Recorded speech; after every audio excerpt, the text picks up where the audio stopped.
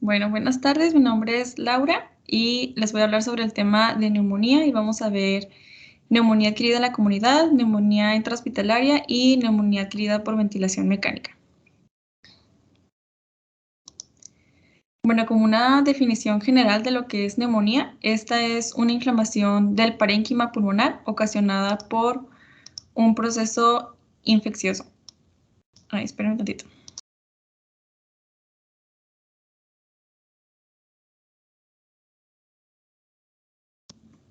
Ya, perdón.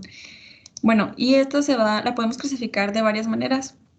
Puede ser dependiendo del agente causal, si este es por neumonía neumocócica, si es neumonía estafilocócica, por Klebsiella pneumoniae o por Legionella pneumófila, que en realidad no son solamente estos microorganismos, van a ser varios, pero ahorita los vamos a ver más adelante. También se puede clasificar dependiendo del tipo de huésped, en caso de que sea un huésped inmunocompetente o inmunodeprimido. Y dependiendo de la afectación anatomopatológica, dependiendo de si es una neumonía lobar, o sea, que sea en un lóbulo del pulmón o varios, si es una bronconeumonía que afecte a bronquios y alvéolos, una neumonía necrotizante, un absceso pulmonar o una neumonía intersticial. Entonces, ahora sí, entrando ya a lo que es neumonía adquirida en la comunidad, vamos a tener como definición que es la inflamación del parénquima pulmonar y espacios alveolares de origen infeccioso en pacientes no hospitalizados en los 7 días previos al diagnóstico o en aquellos hospitalizados con la aparición de la neumonía durante las primeras 48 horas. En cuanto a la epidemiología, tenemos que es una enfermedad infecciosa respiratoria aguda con una incidencia que oscila entre 3 y 8 casos por 1000 habitantes por año. Y el 40% de los pacientes con neumonía adquirida van a requerir un ingreso hospitalario y alrededor del 10% van a ser admitidos a lo que es la unidad de cuidados intensivos. Y en sí la mortalidad puede alcanzar un 10%. Bien, estos cuadritos que les puse aquí son factores de riesgo que podemos tener en la neumonía. Y estos factores de riesgo nos van a ayudar a poder llegar a un posible diagnóstico o a poder reconocer qué microorganismos van a ser más frecuentes dependiendo del huésped y dependiendo de sus factores de riesgo. Por ejemplo, un paciente que consume alcohol, que es alcohólico, podemos encontrar Streptococcus pneumoniae, podemos encontrar anaerobios de boca, Klebsiella pneumoniae. En cambio, en un paciente con, em, con EPOC o que consume tabaco, podemos encontrar Haemophilus influenzae, especies de Legionella o Moraxella catarrhalis. Y pues esto nos va a ayudar a que nuestro tratamiento sea más específico para el paciente y o si ya sea darle un antibiótico de amplio espectro o que solamente sea para gram positivos y gram negativos.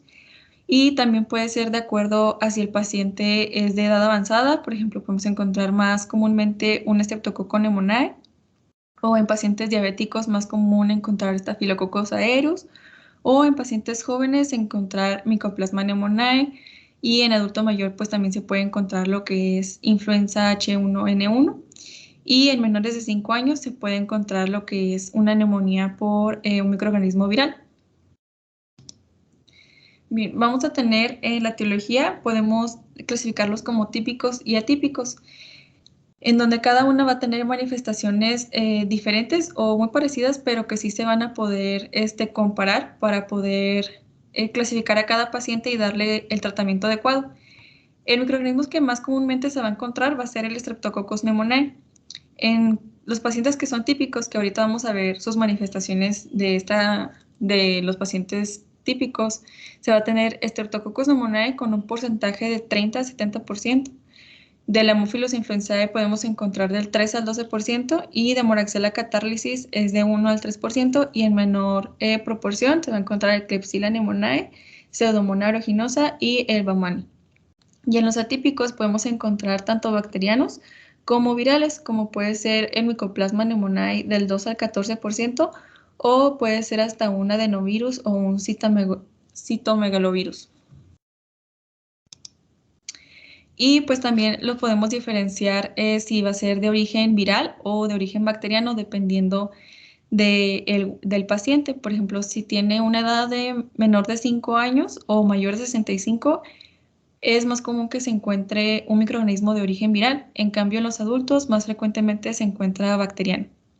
Y pues también dependiendo de el curso de la enfermedad, si este es lento, si rápido, el número de leucocitos a la hora de pedir los laboratorios o la proteína C reactiva, cuánto se encuentra, ya sea tanto viral o bacteriano, y pues ya esto se va a comparar para ver qué tipo de microorganismos se puede encontrar para llegar a un tratamiento más específico. Y también, pues, como ahorita les había dicho, dependiendo de la edad del paciente. Y pues también podemos saber qué tipos de microorganismos son más frecuentes dependiendo la localización de la neumonía. En caso de que es una neumonía lobar, se va a encontrar más comúnmente el Streptococcus pneumoniae, la Legionella, Klebsiella o Haemophilus influenzae. Si es bronconeumonía, Streptococcus pneumoniae, Staphylococcus aureus, Haemophilus influenza o Klebsiella. Y en caso de que sea una neumonía intersticial, pues van a ser patógenos atípicos. Bien, ahora ya que vimos todos los microorganismos que podemos encontrar y los factores de riesgo que nos van a atribuir a estos microorganismos, vamos a tener cuál va a ser la manera en que nosotros vamos a adquirir esta enfermedad. Esta puede ser por varias maneras, ya sea microaspiración, inhalación o hematógena. Y dependiendo de cuál sea su transmisión, pues pueden ser más probables los microorganismos que se encuentren. En cuanto a la fisiopatología, les puse este diagrama que encontré, que se me hace que viene todo muy bien específico, pero pues se los voy a ir explicando paso a paso. Bueno, la neumonía va a ser una consecuencia de la proliferación de microorganismos a nivel alveolar y la respuesta contra ellos va a ser desencadenada por la persona que está enferma. Entonces, los microorganismos van a llegar a las vías respiratorias bajas en varias formas. La más frecuente va a ser por aspiración desde la faringe. Durante el sueño nosotros pues aspiramos normalmente volúmenes pequeños de material faríngeo. Esto es especialmente en lo que es el anciano y en quien tienen, por ejemplo, en que están en coma. Muchos de estos patógenos van a ser inhalados en forma de gotitas contaminadas, pero en algunas ocasiones la neumonía también puede surgir ya sea por vía hematógena. Bueno, entonces nosotros tenemos... Bueno, nosotros tenemos ciertos factores mecánicos que son de importancia para las defensas del hospedador, ya sean las vibricias y los cornetes de las vías nasales, que estas capturan las grandes partículas inhaladas antes de que alcancen la porción baja de las vías respiratorias. Y las ramificaciones del árbol traqueobronquial atrapan los microbios en el epitelio de revestimiento, en donde por mecanismos de eliminación o por ya sea limpieza mucociliar y por factores antibacterianos locales, el patógeno pues ya va a ser eliminado o destruido. Y pues nosotros vamos a tener lo que es el reflejo nauseoso y lo que son el mecanismo de la tos que brindan protección contra la broncoaspiración. Además pues de la flora normal que tenemos, esta se adhiere a las células mucosas de la orofaringe e impide que las bacterias patógenas se adhieran a la superficie y pues reduzca el peligro de neumonía causado por esas bacterias. Entonces, cuando estas barreras se vencen o cuando los microorganismos tienen la pequeñez suficiente para llegar a los alvéolos por inhalación, los macrófagos tienen la eficiencia de eliminarlos y destruirlos. Estos macrófagos van a ser auxiliados por unas proteínas que son las proteínas A y D de la sustancia tensoactiva, que estas poseen propiedades que son opsonizantes y tienen una actividad antibacteriana o antiviral. Los patógenos, después de ser destruidos por los macrófagos, van a ser eliminados por la capa mucociliar en dirección ascendente o por los linfáticos y van a dejar pues de constituir el problema infectante. Pero cuando es rebasada la capacidad de estos macrófagos alveolares para fagocitar o destruir estos microorganismos, se va a dar lo que es ya en sí la neumonía clínica. Entonces, estos macrófagos van a desencadenar una respuesta inflamatoria para reforzar las defensas de las vías respiratorias inferiores. Y la respuesta inflamatoria del hospedador pues va a ser lo que nos va a dar lo que nos va a desencadenar todo este síndrome clínico de neumonía, en donde se va a dar una liberación de lo que son las interleucinas L1 y la necrosis, el factor de necrosis tumoral que nos va a dar la fiebre. También se van a encontrar quimiosinas como la interleucina 8 y el factor estimulante de las colonias de granulocitos que van a estimular una liberación de neutrófilos que van a ser atraídos al pulmón y va a surgir la leucocitosis periférica y va a aumentar la secreción purulenta, que es una de las manifestaciones clínicas más comunes de la neumonía. Y pues los mediadores de la inflamación que van a ser liberados por los macrófagos y los neutrófilos recién reclutados van a crear una fuga también alveolocapilar, que va a ser equivalente a lo que se aparece con el síndrome de insuficiencia respiratoria aguda. También los eritrocitos van a cruzar la membrana alveolocapilar y como consecuencia va a haber una hemoptosis, va a haber una fuga capilar que se manifiesta en las radiografías como un infiltrado, que es también algo muy común que se ve en las neumonías, y en la exploración se van a escuchar estertores. Y también la sobrecarga capilar va a ocasionar una hipoxemia. Bueno, entonces el incremento del impulso respiratorio en el síndrome de respuesta inflamatoria sistémica va a causar una alcalosis respiratoria y lo que son la disminución del volumen y la distensidad pulmonar, la hipoxemia, la intensificación del impulso respiratorio y el mayor volumen de secreciones y a veces también un broncoespasmo por la propia infección va a terminar en una disnea. Entonces, a modo de resumen, va a haber primeramente un fallo en los mecanismos protectores pulmonares, como es el reflejo de la tos, el aclaramiento mucociliar y los macrófagos alveolares. Va a haber una infiltración del parénquima pulmonar por el patógeno, que va a causar una inflamación intersticial y alveolar.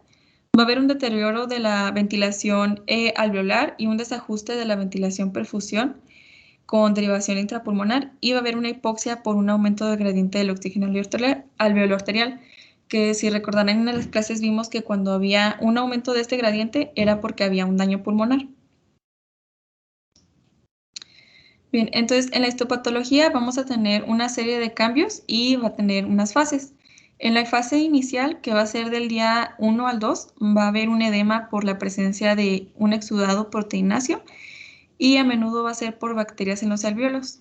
Después le va a seguir la fase de hepatización roja, que va a ser del día 3 al 4, y va a haber una presencia de eritrocitos en el exudado intraalveolar celular. También va a haber neutrófilos. Aquí en esta parte ya va a haber una consolidación del parénquima. Después le va a seguir la fase de hepatización gris, que va a ser del día 5 al 7. Aquí ya no hay extravasación de eritrocitos y los que estaban presentes van a sufrir una lisis y una degradación. Y su célula predominante va a ser lo que es el neutrófilo. Van a abundar depósitos de fibrina y ya han desaparecido las bacterias. Y en la última fase, que va a ser la fase de resolución, que es del día 8 a la cuarta semana, aquí el macrófago va a ser la célula dominante en el espacio alveolar y ya van a haber sido eliminados los que son los neutrófilos, las bacterias y la fibrina. Bien, bueno, esta es una imagen en donde muestra pues las fases que les acabo de mencionar, donde está el día 1 al 2, donde está la congestión, la fase de hepatización en donde se veía la consolidación del parénquima, la hepatización gris y la resolución. Bueno, ahora que ya vimos todo esto, vamos a continuar con las manifestaciones clínicas, en donde vamos a tener clasificado como típicas de los microorganismos típicos y de las atípicas, en donde las típicas, recordando, son los Streptococcus pneumoniae, Haemophilus influenza, Staphylococcus aureus y los bacilos gram-negativos como puede ser Klebsiella pneumoniae o Pseudomonas aeruginosa. En cambio, los atípicos se va a encontrar Mycoplasma pneumoniae, Moraxella catarrhalis o adenovirus y Chlamydophila pneumoniae. Bien, en las típicas se va a mostrar como abrupto y en menos de 48 horas de evolución. Se puede encontrar fiebre precedida de escalofrío, tos con expectoración verdosa o un esputo purulento en el 30% de los pacientes, un dolor pleurítico en el 5% de los pacientes. También se va a encontrar disnea, cambios en el estado mental, náusea y vómito o diarrea. Y en la exploración se puede detectar la presencia de taquicardia, a la auscultación se van a escuchar estertores crepitantes inspiratorios, un soplo tubárico en fases avanzadas y una hipoventilación con matidez a la percusión en casos de derrame pleural. En las atípicas va a tener un inicio insidioso, va a ser de evolución en 1 o 2 semanas. Podemos encontrar cefalea, esto lo mencionábamos frecuente en los microorganismos que eran por Coxiella burnetii y Chlamydia pistaci. Se puede encontrar tos seca, febrícula, dolor articular y también diarrea. Y algo que mencionaba en todas las literaturas era que se debe sospechar de neumonía en todo paciente que presente fiebre, taquicardia, disminución de sonidos respiratorios, sensación de falta de aire y crepitaciones a la hora de la auscultación. Bien, ahora que ya tenemos todo esto, para su diagnóstico se van a realizar varios estudios. Como la analítica básica, se puede tomar un hemograma y también una bioquímica renal, bioquímica con perfil renal para ver su urea y su creatinina. Se van a hacer estudios del hígado para ver sus transaminases y bilirrubina, ya que mencionaba que en lo que es el microorganismo de Legionella podía causar anormalidades en las enzimas del hígado y también pues para evaluar si hay una posible sepsis o daño a órgano. También pedir electrolitos de sodio, potasio, cloro, bicarbonato y glucosa. Pedir una PCR, ya que esta por lo general va a estar elevada, y una procalcitonina que también va a estar elevada. Esta nos ayuda a diagnosticar infecciones del tracto inferior respiratorio y también nos ayuda a guiarnos en el tratamiento antibiótico, ya que niveles bajos de procalcitonina después de 2 a 3 días después de haber tomado antibiótico, pues nos puede ayudar a saber si se continúa con los antibióticos y si ya se suspende. Y también se va a pedir lo que es una gasometría arterial, esto en caso de taquipnea o que haya un deterioro en la saturación de oxígeno, que sea una presión parcial de oxígeno disminuida de menor de 94. Se va a pedir, para los estudios de imagen, se va a pedir una radiografía de tórax, que esta se indica en todos los pacientes donde haya sospecha de neumonía. Y aquí lo que más característico va a ser la consolidación alveolar con bronquiograma aéreo en las neumonías típicas y un patrón intersticio alveolar en las neumonías atípicas. En neumonías complicadas se puede observar lo que es un derrame pleural, una afectación multilobar o ya hasta una cavitación. En lo que es la neumonía lobar se va a observar una opacidad en uno o más lóbulos pulmonares y la presencia de broncogramas aéreos.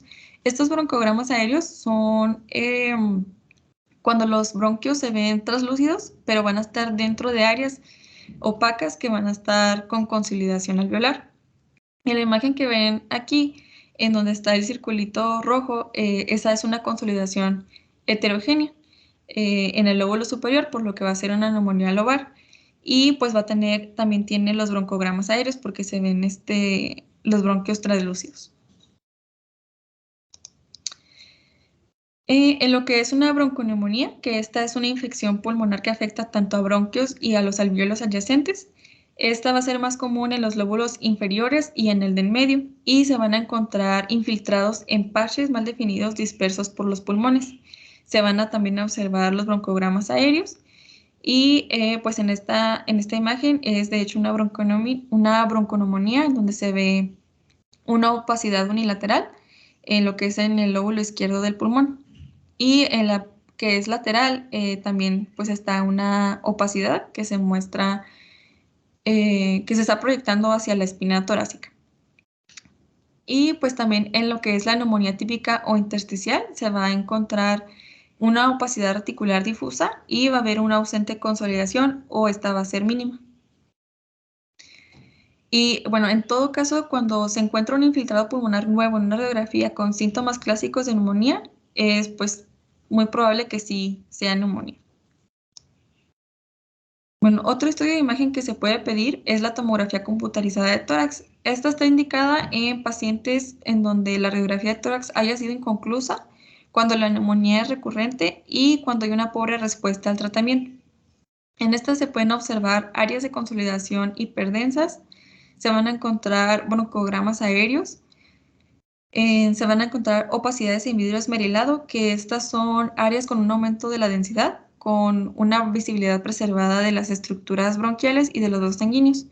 Y también se puede observar el empiema pleural, que se va a observar como una colección de fluido hiperdenso. Y en las imágenes que están aquí, en la que está a la mera arriba es una tomografía de tórax con contraste en plano axial. Y, a ver, no sé si se ve mi cursor, pero en esta parte se observa una consolidación densa con opacificación casi completamente pues de este lóbulo. Y luego en esta otra imagen es una bronconeumonía, ya que hay infiltrados parcheados y se observan ahí en diferentes partes, mal definidos y diseminados por ambos pulmones. Y en esta última pues muestra los broncogramas aéreos aquí que se ven los bronquios translúcidos y pues están en una parte de consolidación.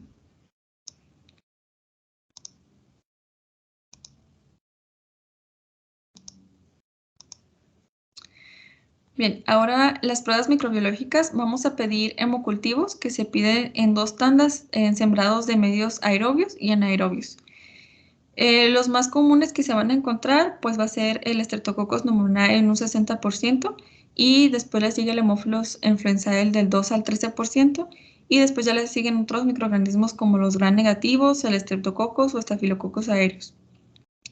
Para pedir estas pruebas o estos laboratorios, se sugiere que se deben obtener antes de iniciar la antibioticoterapia y se utilizan más en pacientes que tienen una neumonía adquirida en la comunidad severa, para descartar pues otros agentes infecciosos. Bien, se va a pedir también el cultivo de Gram y cultivo de esputo. Esto para que pueda ser una prueba idónea, se debe tener más de 25 neutrófilos y más de 10 células de epitelio escamoso por campo de poco aumento. Y pues esto mencionaba en las guías prácticas clínicas que era un examen confiable para el diagnóstico etiológico de la neumonía adquirida.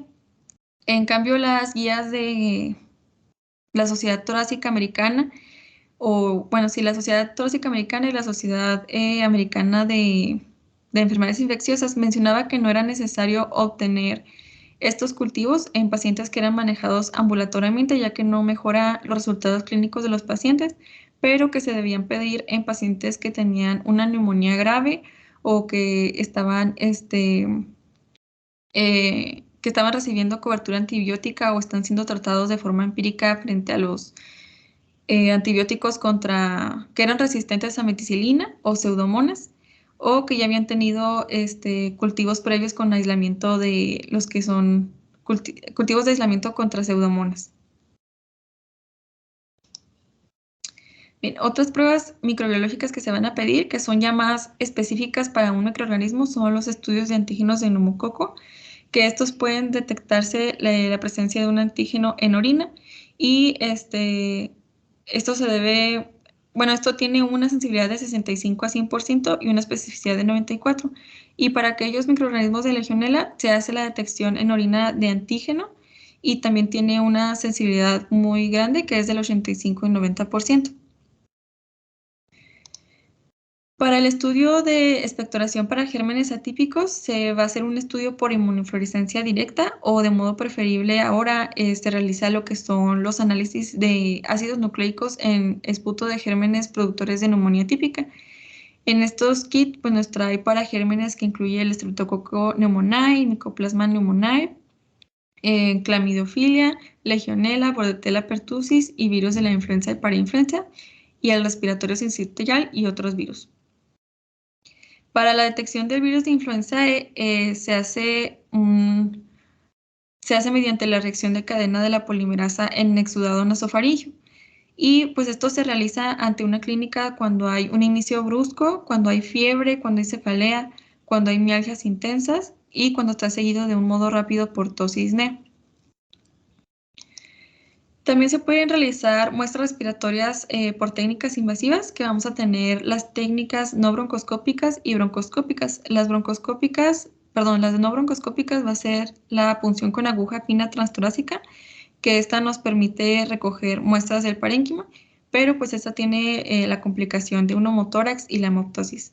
Y en las técnicas broncoscópicas vamos a tener lo que es el cepillo telescopado protegido, que consiste en un catéter que va a tener un catéter dentro de con un cepillo y pues se va a tomar una muestra ya dentro del bronquio. Y el lavado bronquialveolar, que este se hace con un broncofibroscopio, que se entra a un bronquio y se hace la instilación del suero salino en bolos de 20 a 50 mililitros y después se aspira. Y el punto de corte para estas técnicas va a ser en el cepillo telescopado, es de 10 a la 3 unidades formadoras de colonias por mililitro, y en el lavado bronquialveolar se van a hacer de 10 a la 4 unidades de formadoras de colonias por mililitro. Pero estas técnicas se utilizan más que nada para personas en donde ya esté muy grave la neumonía y que haya un fracaso al tratamiento empírico o en un curso fulminante o que pues ya de verdad no respondan al tratamiento inicial. Bien, ahora que ya hicimos el diagnóstico por los estudios de imagen y las pruebas de laboratorio, necesitamos criterios de gravedad para poder clasificar a nuestros pacientes si se van a tratar ambulatoriamente o si van a hospitalizarse o van a entrar a la unidad de cuidados intensivos. Para esto tenemos la escala de gravedad de Curve 65 y la escala de gravedad de neumonía, que es la PSI. En la escala de gravedad de neumonía de Curve vamos a tener que la C va a ser confusión mental, la U es de urea o de lo que es el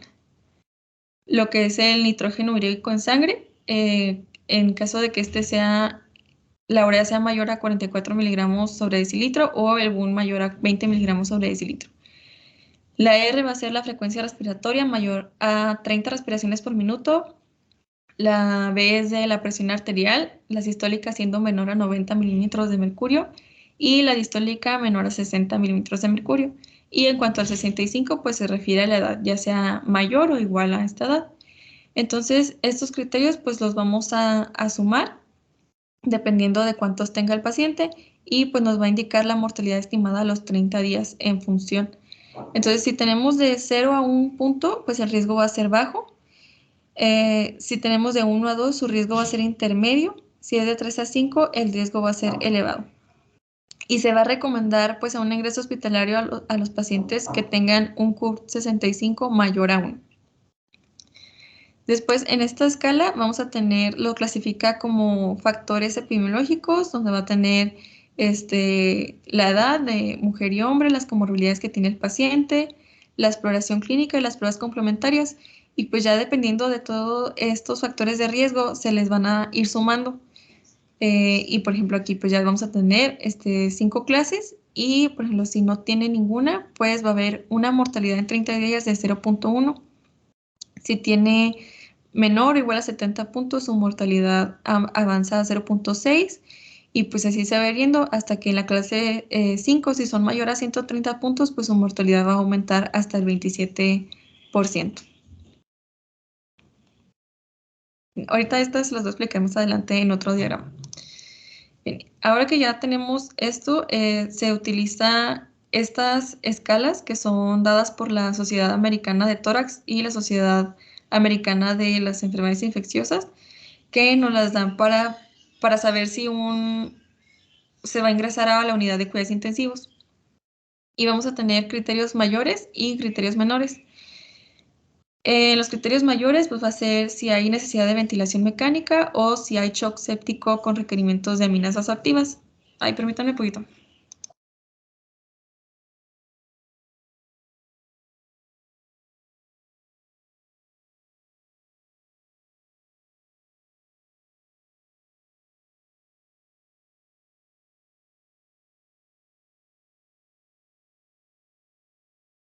Ya, perdón.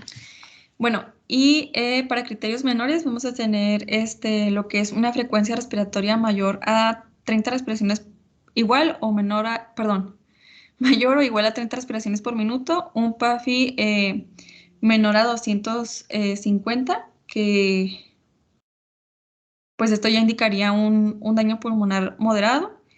Y pues si hay infiltrados multilobares, si hay confusión, si hay uremia, si el BUN presenta un mayor o igual a 20 miligramos sobre decilitro. Entonces, dependiendo de esto, pues ya nos va a decir si hay la presencia de un criterio mayor o 3 criterios menores, se va a considerar el ingreso a la unidad de cuidados intensivos. Y tenemos esta otra escala que es la SMART-CoP, donde la S va a ser la presión arterial sistólica y pues menor a 90. En caso de que sí la tenga, pues se van a sumar 2 puntos. La afectación radiológica multilobar, que va a ser 1 punto. La albúmina plasmática menor a 3.5. La frecuencia respiratoria mayor a 25 respiraciones por minuto. Y así se van a ir y van a hacer la suma de estos. Entonces ya en esta parte, pues vamos a valorar si el paciente tiene un bajo riesgo, si está en un riesgo moderado o un riesgo elevado. Bien, aquí les puse estos diagramas en los que nos va a ayudar pues a evaluar la severidad del paciente en un primer nivel de atención.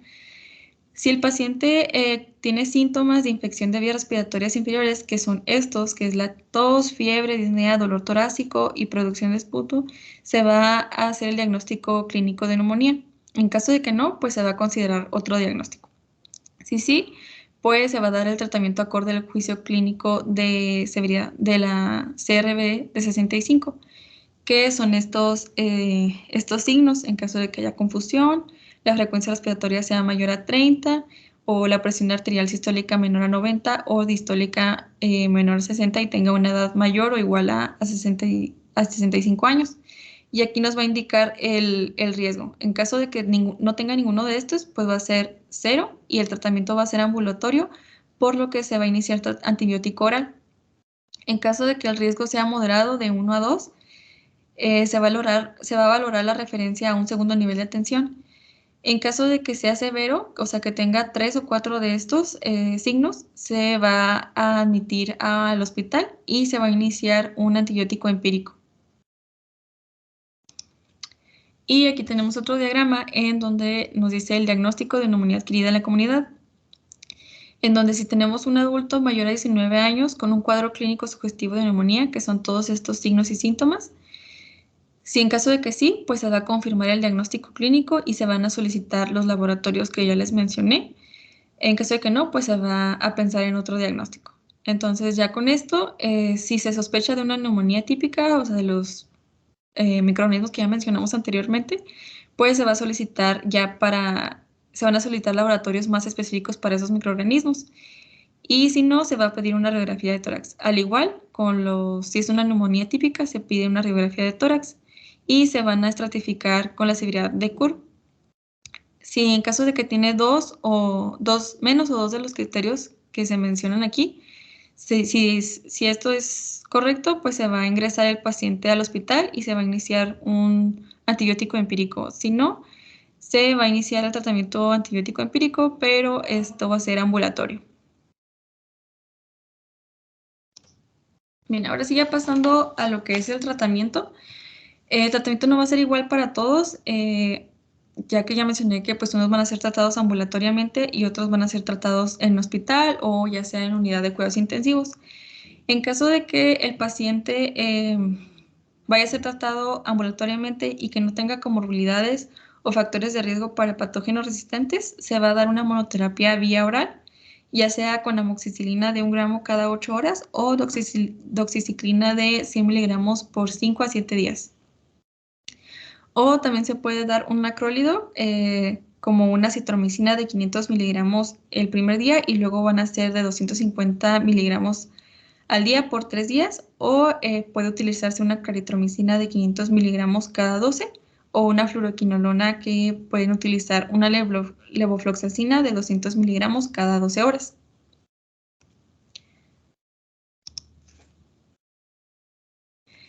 En caso de que el paciente presente comorbilidades y factores de riesgo para patógenos resistentes, se va a utilizar una terapia combinada, en donde se puede utilizar la amoxicilina con clavulánico, que de amoxicilina van a ser 500 miligramos y del clavulánico van a ser 125 cada 8 horas, o también se puede utilizar una dosis de 875 y 125 miligramos cada 12 horas por vía oral, o también se puede dar cefuroxima.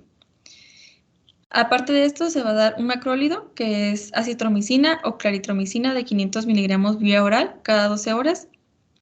Y la duración del tratamiento va a ser de 5 días en pacientes que van a ser tratados ambulatoriamente. Bien, el tratamiento empírico con antibióticos para la neumonía adquirida en la comunidad ya en un entorno hospitalario va a ser diferente. Estos son para pacientes con neumonía adquirida no severa o que son tratados fuera de la unidad de cuidados intensivos. Aquí se va a dar lo que es una fluoroquinolona con acción en vías respiratorias, que va a ser la moxifloxacina de 400 miligramos orales o intravenosa al día, o también puede ser una levofloxacina de 750 miligramos orales o intravenosa al día. O se puede dar también lo que es un beta-lactámico como una cefotaxima de 1 a 2 gramos intravenosa cada 8, o ya sea ampicilina o ertapenem. Aparte de esto, se va a dar lo que es un macrólido como la claritromicina, o también se puede preferir una citromicina intravenosa de 1 gramo una vez para seguir con 500 miligramos al día. Bien, ahora para pacientes que están hospitalizados y que sí están en la unidad de cuidados intensivos, se va a dar lo que es una cefotoxima de 2 gramos intravenosa cada 8 horas, o se puede dar una ampicilina sulbactam de 2 gramos intravenosa cada 8 horas. Y aparte de esto, se va a dar una citromicina o una fluoroquinolona. En pacientes en donde haya una posibilidad de afectación por pseudomonas, se va a dar un beta-lactámico contra pseudomonas, que puede ser la piperacilina tazobactam de 4.5 gramos intravenosa cada 6 horas, o se pueden utilizar pues cualquiera de estos medicamentos que puse aquí, aparte de dar una ciprofloxacina de 400 miligramos intravenosa cada 12 horas. En caso de que exista la posibilidad de afectación por Staphylococcus aureus resistente a meticilina, se agrega al tratamiento que ya dije, se va a agregar una linezolida de 600 miligramos intravenosa cada 12 horas, o se puede dar una vancomicina de 15 miligramos por kilogramo de peso cada 12 horas. Bien, en caso de que el tratamiento no haya funcionado, igual se debe evaluar al paciente, revalorarlo al tercer día. Pero claro, estar observando si empeora o mejora dependiendo del paciente, y pues se debe evaluar nuevamente el diagnóstico, si fue un diagnóstico asertivo o si el tratamiento sí iba encaminado al microorganismo que tenía el paciente, sino para cambiar de antibiótico a un antibiótico de amplio espectro, o si entonces se debe evaluar al tercer día y pues evaluar si es por otra infección que simula la neumonía, como puede ser pues un edema, las embolias pulmonares, un carcinoma de pulmón y enfermedades de tejido conjuntivo que afectan a los pulmones. Bien, ¿qué complicaciones podemos encontrar de la neumonía? Pueden encontrarse varias. Unas de ellas pueden ser la insuficiencia respiratoria, el choque, la falla múltiple de órganos, una diástasis hemorrágicas o una exacerbación de las enfermedades coexistentes. Pero tres problemas importantes que mencionaba era la infección metastásica con abscesos cerebrales o endocarditis, un absceso de pulmón, que esta puede aparecer por broncoaspiración o por infección causada por un solo microorganismo, y el derrame pleural, que debe ser evacuado por punción con fines diagnósticos y terapéuticos. En caso de que el líquido sea, que su pH sea menor a 7 y la concentración de glucosa menor a 2.2 milimoles por litro y su lactato de desodoriginasa sea mayor a 1000 unidades por litro, o se identificaron bacterias en el cultivo, se debe drenar por medio de una sonda torácica. Para la profilaxis de esta patología, tenemos vacunas que son la vacuna polisacárido neumocócico, que es la PPV23, que esta contiene material capsular de 23 serotipos de neumococos, y tenemos la vacuna neumocócica de proteína conjugada, que es la PCV13. Este es un polisacárido capsular que tiene 13 de los neumococos patógenos más frecuentes en niños, y esta pues lo que hace es que produce antígenos dependientes de células T que generan una memoria inmunitaria prolongada. Y esta vacuna se recomienda más en pacientes y en jóvenes inmunodeprimidos. Y pues otra cosa que se recomienda para la profilaxia es que aquellos pacientes que sean fumadores, pues que suspendan totalmente el consumo del tabaco. Bien, ahora vamos a pasar a la neumonía intrahospitalaria o también se le llama neumonía nosocomial. Como definición, tenemos que es un proceso inflamatorio pulmonar de origen infeccioso que está ausente en el momento del ingreso hospitalario y que se desarrolla tras haber transcurrido más de 48 horas del mismo y que puede manifestarse hasta 72 horas después de su egreso. La tasa de incidencia va a ser de 363 casos por mil pacientes y esta aumenta el riesgo de muerte de 8.4 veces. Bien, la patogenia de esta enfermedad muestra que el mecanismo patogénico más frecuente consiste en la aspiración de microorganismos que colonizan la orofaringe o el tracto gastrointestinal superior. En los individuos que están hospitalizados, la combinación pues, de que el paciente está inmunodeprimido, que hay una supresión de la dilución y también del reflejo de oxígeno, aparte de un debilitado sistema mucosilar del tracto respiratorio y la presencia de las comorbilidades propias del paciente, pues hacen que la aspiración sea un desencadenante muy importante en la neumonía nosocomial. Entonces, estos microorganismos pueden tener un origen tanto exógeno como endógeno. En el exógeno va a ser cuando los agentes patógenos proceden del entorno como de la inhalación de aerosoles infectados, de nebulizadores contaminados, o de los ventiladores, o de los equipos de anestesia como de los broncoscopios, o en sí pues ya del personal sanitario. Y endógena pues se refiere a en sí pues la microbiota bacteriana del huésped. Los microorganismos que vamos a encontrar en esta patología, entre los más comunes van a ser los gram negativos como E. coli, Klebsiella pneumoniae, Enterobacter, Pseudomonas aeruginosa y Acinetobacter. Y como gram positivos podemos encontrar los Staphylococcus aureus y también los resistentes a amoxicilina y el Streptococcus. Y en la neumonía nosocomial secundaria a virus u hongos, esta va a ser más frecuente en aquellos pacientes que estén inmunodeprimidos.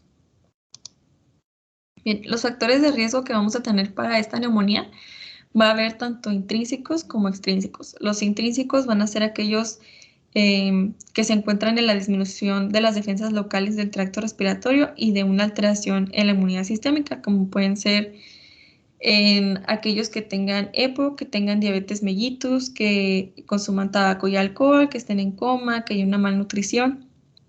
Y los factores extrínsecos, que estos pues ya se atribuyen a las manipulaciones tanto diagnósticas y terapéuticas que se realizan en el paciente en un hospital, como pues puede ser una traqueostomía por aerosoles, por los antibióticos que se den o en cuánto tiempo se den, en la sonda nasogástrica o un mal control de la infección e incluso hasta un mal lavado de manos o que no se hayan lavado las manos.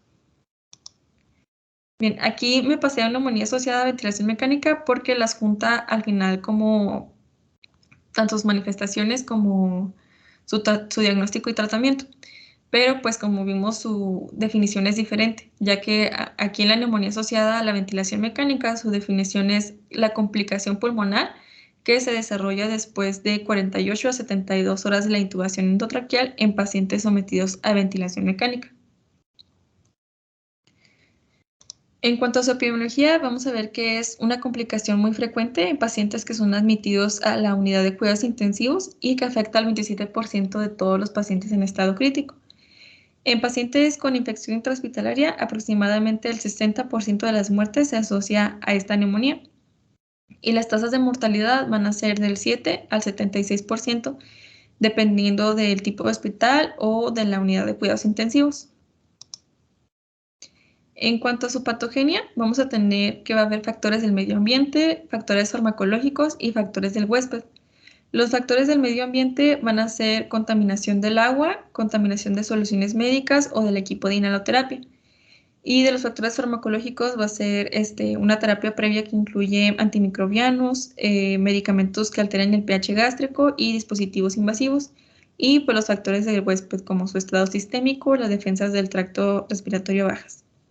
Entonces, estas pueden ser inhaladas y nos van a causar una bronquiolitis, neumonía local o focal o multifocal o un absceso pulmonar.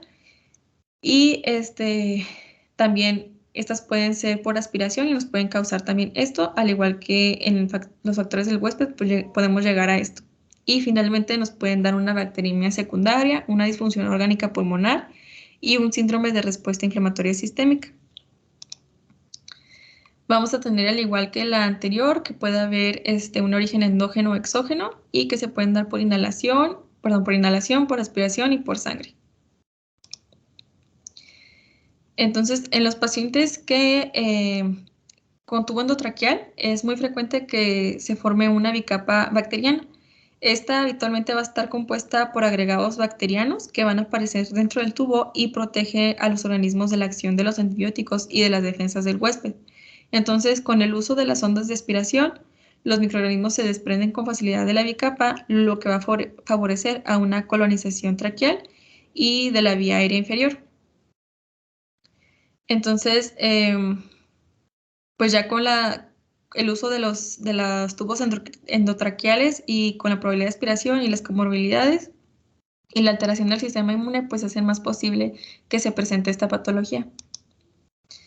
Y pues aquí les puse unos factores de riesgo que mencionaban que son causados por los microorganismos multiresistentes, en donde la guía de la Sociedad Torácica Americana mostraba que una administración de antibióticos en los últimos 90 días o shock séptico era un factor de riesgo para tener neumonía adquirida por ventilación mecánica o neumonía nosocomial, o también haber tenido un síndrome de estrés respiratorio, o también una estancia hospitalaria previa mayor o igual a 5 días.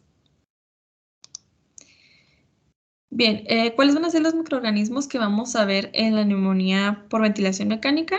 Vamos a tener primero que nada que va a haber una neumonía temprana, que va a ser menor a 5 días, y podemos encontrar en esta más frecuentemente lo que son Staphylococcus aureus, Streptococcus pneumoniae y Haemophilus influenza.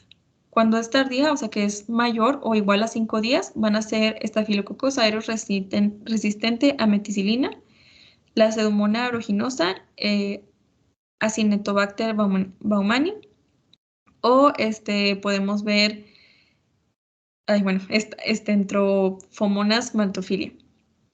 Bueno, entonces, como vemos, se parecen a los que ya hemos visto anteriormente, pero pues esta tiene una diferente etiología.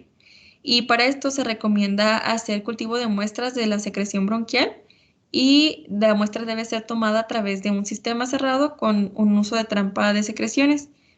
Y se efectúa un cultivo tanto para microorganismos aerobios y anaerobios, ya que se pueden presentar de los dos. Bien, ¿qué manifestaciones clínicas podemos observar? Va a ser fiebre, secreción traqueobronquial purulenta, va a haber un incremento de la respuesta de la frecuencia respiratoria, va a haber una leucocitosis, va a haber mayor volumen de las secreciones de vías respiratorias. Podemos observar también una consolidación pulmonar detectada en exploración física, va a haber infiltrados nuevos o cambiantes en la imagen radiográfica, podemos observar taquipnea, taquicardia, va a haber un empeoramiento de la oxigenación y una mayor ventilación y una disminución del volumen corriente o un incremento de la presión inspiratoria. En cuanto a su diagnóstico, al igual que las otras neumonías, vamos a pedir una radiografía de tórax, ya que esta nos va a mostrar un infiltrado nuevo persistente o progresivo. Vamos a observar esputo bronquial purulento, la fiebre, va a haber una cuenta leucocitaria mayor a 12.000 milímetros cúbicos o menor a 4.500 milímetros cúbicos. Y en lo que es el lavado bronquial alveolar, que ya les había mencionado en la otra neumonía, va a ser mayor o igual, aquí es 10 a la 4 menos 104 de unidades deformadoras de colonias por mililitro. Y al igual que en la otra neumonía, vamos a pedir también procalcitenina y la proteína C reactiva, que también va a estar elevada. Este es un diagrama para la neumonía nosocomial, en la que nos va a evaluar el riesgo de patógenos y mortalidad por resistencia a la meticilina, en donde donde hay un bajo riesgo perdón, si cuando hay un bajo riesgo a la resistencia a este antibiótico y un bajo riesgo de mortalidad, se va a dar una monoterapia antibiótica. Y cuando hay un alto riesgo o mayor a 15% de riesgo de mortalidad sin shock séptico, se va a dar una monoterapia con agente para gram negativos. Y cuando hay shock séptico, se va a dar una combinación antibiótica con cobertura anti-pseudomonas más antibiótico contra la resistencia a meticilina. Bien, para el tratamiento se va a dar, primero que nada, pues se deben incluir fármacos que cubran tanto Staphylococcus aureus como Pseudomonas aeruginosa y otros bacilos gram negativos. Y también mencionaba mucho que es necesario conocer los patrones de resistencia del hospital, así como los factores individuales de cada paciente. Esto para conocer si hay una infección por un germen multiresistente. Bueno, entonces el tratamiento va a ser para pacientes que no tienen factores de riesgo para gérmenes multiresistentes, va a ser la piperacilina tazobactam de 4.5 gramos intravenosos cada 6 horas, o bien puede ser una cefepima o levofloxacina de 750 miligramos intravenoso cada 24 horas. Y el imipenem y el meropenem se va a reservar en caso de que sean gérmenes productores de beta-lactamasas. En pacientes que tengan factores de riesgo para gérmenes multiresistentes, va a cambiar el antibiótico y van a ser 2 con acción frente a Pseudomonas aeruginosa y otros bacilos gram negativos. Puede ser la piperacilina tazobactam de 4.5 gramos intravenosa cada 6 horas o cualquiera de estos. Aparte, se le va a dar un aminoglucósido, que puede ser una amicacina de 15 a 20 miligramos por kilogramo de peso intravenoso al día o cualquiera de estas dos. En caso de que se sospeche que la neumonía es secundaria a Legionela, se va a dar una fluoroquinolona, ya sea ciprofloxacina de 400 miligramos intravenosa cada 12 horas o levofloxacina de aquí era 725, creo, intravenosa al día. Bien, el tratamiento para pacientes donde haya alta sospecha o diagnóstico establecido de neumonía por gérmenes que son resistentes a pseudomonas y a Acinetobacter o enterobacterias como la Klebsiella pneumoniae, se va a dar colicistina, en donde esta es una molécula de detergente catiónico que rompe las membranas celulares y va a provocar la muerte por una fuga de contenidos intracelulares. Cuando hay una sospecha de coinfección, se va a añadir al tratamiento que ya había mencionado, se va a añadir lo que es el Linezolid de 600 miligramos intravenoso cada 12 o ya sea vancomicina de 15 miligramos por kilogramo de peso intravenoso cada 12 horas. Y cuando haya factores de riesgo solo para infección por Staphylococcus aureus que es resistente a meticilina, además de ser tratados con vancomicina, se va a dar tratamiento con piperacilina tazobactam o cefepime o cefastidime o ya sea pues un levofloxacino o ciprofloxacino. Aquí la duración del tratamiento se recomienda que va a ser de 7 días, pero pues se puede acortar o alargar ya sea basándose pues en la clínica del paciente o en los hallazgos radiológicos y los de laboratorio. Bien, ¿qué terapia de soporte se le va a dar tratamiento al paciente? Se le va a dar, bueno, se recomienda suficiente reposo y terapia física, donde haya hidroterapia para mejorar las habilidades físicas. Se va a dar hidratación con fluidos vía oral o vía intravenosa. Se va a tratar la hipoxemia con oxígeno suplementario o manejo de la vía aérea o ya sea con ventilación mecánica. Se van a dar antipiréticos, analgésicos y antitusígenos. Y por último, esta es una tablita que encontré, viene en el Harrison, me parece, en donde nos muestra cuáles son las estrategias preventivas pues, para evitar una neumonía en caso de los que estén con ventilación mecánica, en donde si hay una coordinación de orofaringe por bacterias patógenas, pues se van a evitar los ciclos prolongados de antibiótico-terapia, en donde si hay un reflujo gastroesofágico, se va a dar una alimentación enteral postpilórica evitando que quede gran volumen residual en el estómago. Y pues así nos muestran varios puntos para prevenir una neumonía de ventilación mecánica. Y eso es todo por mi parte. No sé si tengan alguna duda o comentario.